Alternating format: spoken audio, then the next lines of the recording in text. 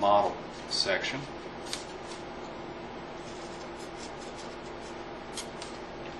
Okay, now that we've done that, we'll take our 2 1/8 inch strips of CA hinge that you see there.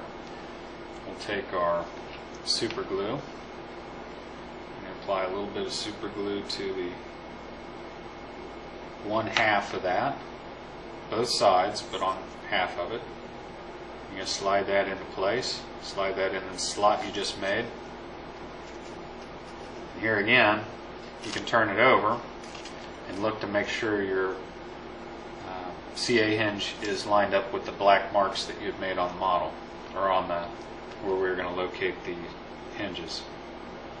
So the next one, same deal, put a little glue on it, slide it into the slot.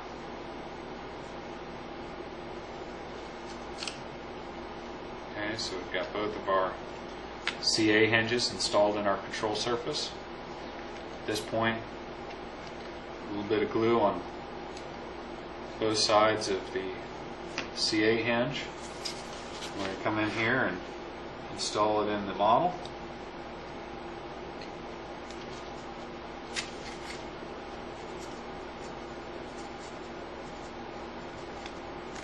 Sometimes you just got to wiggle the hinge in the slot a little bit, but it will go.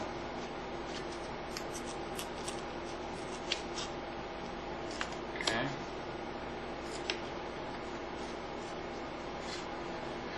So you want to take, after you install it, this one's, I'm going to end up with a little more gap than I wanted. I didn't make my slot deep enough, but you'll get the idea.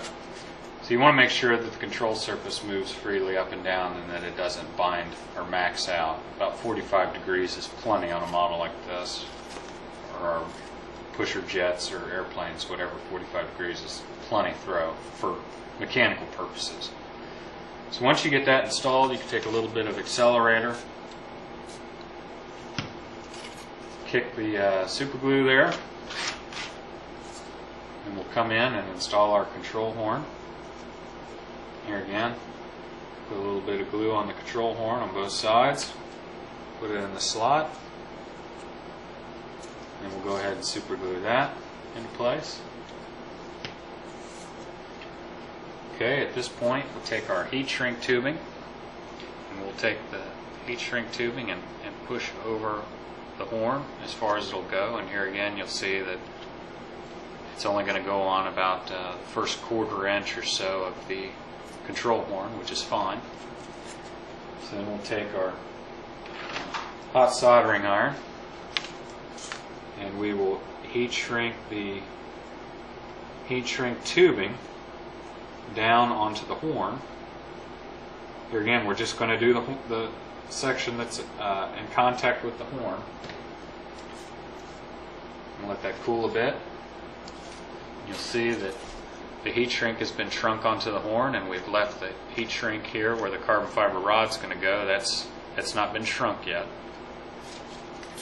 We take our carbon fiber rod, put it in the heat shrink tube. We're going to take our soldering iron, and we're going to very carefully shrink the heat shrink tubing down to the carbon fiber rod. Make sure the rod is pushed in all the way in as far as it'll go, because if there's too much of a gap space between the carbon fiber rod and the push or the control horn, then we'll run into a problem with a little bit of slop. So that's shrunk down pretty good. So we've got our servo. Same situation with the servo here. We're going to put the heat shrink tubing on about as far as it'll go, about 1/4 inch. That's plenty. So we'll take and we'll shrink our heat shrink tubing down to the servo arm here. We're just going to do that section. Here again you can see that we just shrunk it down to the servo arm. We're going to take that heat shrink tubing, we're going to slide it over the carbon fiber rod, and we're going to shrink that tubing down just like we did the control horn. Here again, be extremely careful because the soldering iron will melt the foam. but if you're careful, it's typically not a problem. Okay, so here we've got the servo has now been connected to the push rod, and the push rod's been connected to the control horn. So as that moves, so does your control surface. So now, the last part of attaching the servo to the control surface would be to glue. We use just a general, it's a Arts and Crafts low temp hot melt glue gun. You can use a hot temp glue stick if you'd like. So we're just going to take a little bit of dab of glue here and put on the servo. Okay, and you want to make sure that the control surface is level and flat. So you watch that to make sure that it's level. Then you press the servo down onto the airframe. And now the servo is attached to the airframe. You come in, you put a little bit of super glue on your heat shrink joints. You got one there on your carbon fiber, a little on your control horn, a little on the carbon fiber and push rod on the servo end. And you want to do a little bit on the top and bottom of the servo arm itself. Now you're just gluing where the heat shrink stops and the plastic on the servo arm starts. So you don't want to get glue into the servo, and you don't want to get glue into the screw of the servo arm. So you just want to put a little drop where the two meet and a little drop at the bottom. And here again we're going to take and we're going to put a little kicker on that, a little kicker on the joint back here, and that job is complete. That is how you use the heat shrink and carbon fiber push rod for the control surfaces on the dynamic foaming products.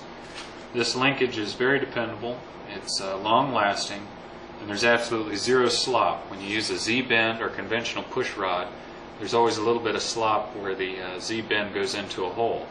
There's absolutely no slop.